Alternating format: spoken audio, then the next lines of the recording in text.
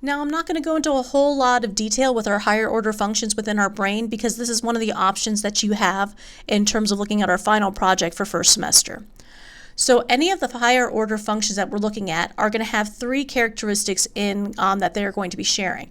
One of which they have to require the cerebral cortex. So the cerebral cortex is going to process that information, and it's going to involve both conscious and unconscious information processing. The higher order functions are also subject to adjustment over time. So these are not innate features, but they can actually be adapted depending on the situation. Now, memories are going to be one of the major higher order functions that we're looking at, and they're storing that information through experience that we've had. And we have two major types of memory. We have fact memories and we have skilled memories. The fact memories are information that are bits of factual information. All this A&P terminology that you're learning, all of that is fact memories, hopefully becoming memories. But those are little bits that you know. Skill memories are learned motor behaviors. So these are oftentimes incorporated at an unconscious level as long as you have lots of repetition. So all of that repetition, the brainstem is going to store all that information, and then it's going to have that motor integration with the cerebellum and the cerebral cortex. When we're looking in terms of memories, you have both short-term and long-term memories. Short-term memories don't last long, but the information can generally be recalled immediately, and you're going to have little bits of information that you're able to do that with.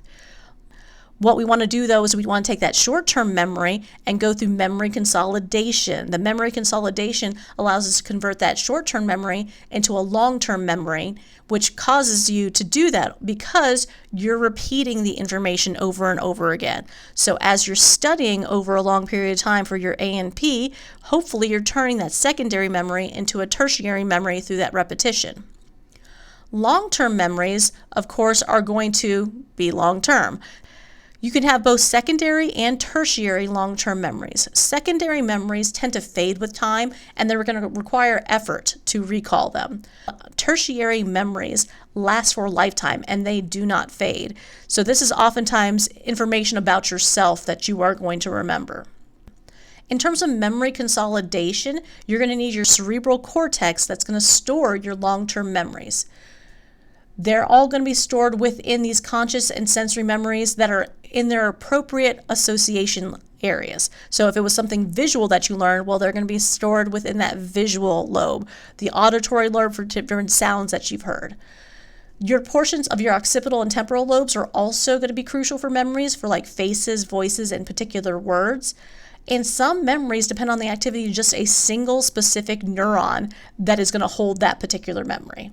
Memory consolidation is actually an anatomical change and a physiological change that's going to happen within your neurons and synapses. That's because you're going to actually increase the neurotransmitter amount that you're going to release frequently in those used synapses, and it increases the effect on the postsynaptic neuron. So this memory consolidation causes you to have more neurotransmitters, as well as increasing the effect in terms of having those neurotransmitters bind to the postsynaptic neuron. It's going to cause facilitation at those synapses. So low levels of constant neurotransmitter release and stimulation is more likely because it's easier for you to reach threshold.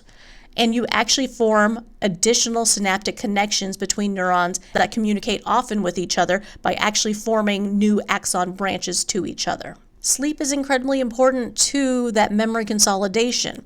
Sleep is going to have you have downtime within your brain where you're not using as much energy and as many of the resources as you normally do, so it allows you to build up and clean up in that area. Because during the time you're going to have a lot of neurotransmitters being used, you're going to have some different debris that's in there, so your downtime of sleep is going to allow your brain time to actually clean things up. Here we're looking at an EEG pattern of an adult in awake, REM sleep, and then deep sleep as well. Deep sleep is sometimes called slow wave. So REM is that rapid eye movement or REM sleep. What we're looking at is that REM is very similar to what the neural pattern is going to be on an EEG of someone who is going to be awake. During that rapid eye movement, that's when you're having active dreaming and your eyes are moving. Your blood pressure and respiratory rate are going to fluctuate depending on what's happening within your dream. and your muscle tone is going to decrease, and you're actually less receptive to outside stimuli during REM than you are in deep sleep. This is going to have a lot of inhibition of your somatic motor neurons at this time, because even though your brain activity is going to be very active like you are awake, you don't want to be moving your arms and legs while you're sleeping. So you have to actually actively inhibit all of those somatic motor neurons. We generally are going to alternate when you're asleep between REM and deep sleep. Generally speaking, the REM, you're going to initially have about 5 minutes or so, and then you're going to increase to about 20 minutes in an 8-hour period. So you go in through a REM stage, and then you go into deep sleep. And then you go into REM stage, and then you go into deep sleep. Oftentimes, people are having generally around 6 to 7 dreams per night because of those REM cycles. Deep sleep is going to last generally about 90 minutes in between each of those different REM cycles. The sleep is going to produce minor changes in your physiological activities of your organs and your systems.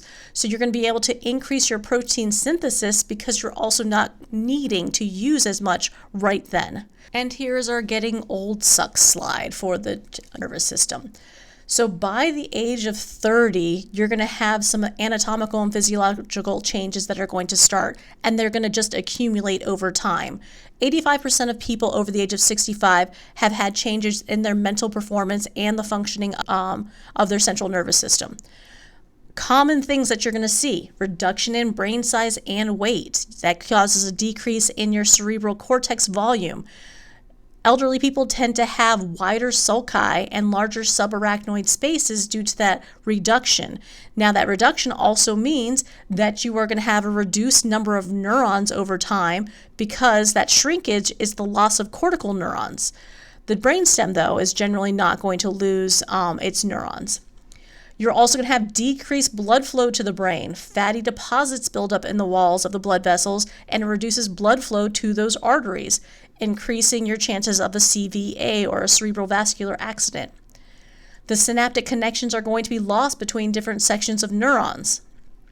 The rate of neurotransmitter production is also going to decline, so it's going to be harder to consolidate memories. Secondary memories become harder to access.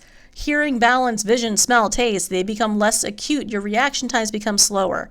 Your motor control is going to decrease. Motor patterns are going to take longer to actually form. So there's different things that are going to happen as you're going to get older, and this is another something that is one of the things you can look at in terms of doing a final project on. And of course, we're ending with our system integration. So we're looking at all the systems that we have covered so far and seeing the connections with it.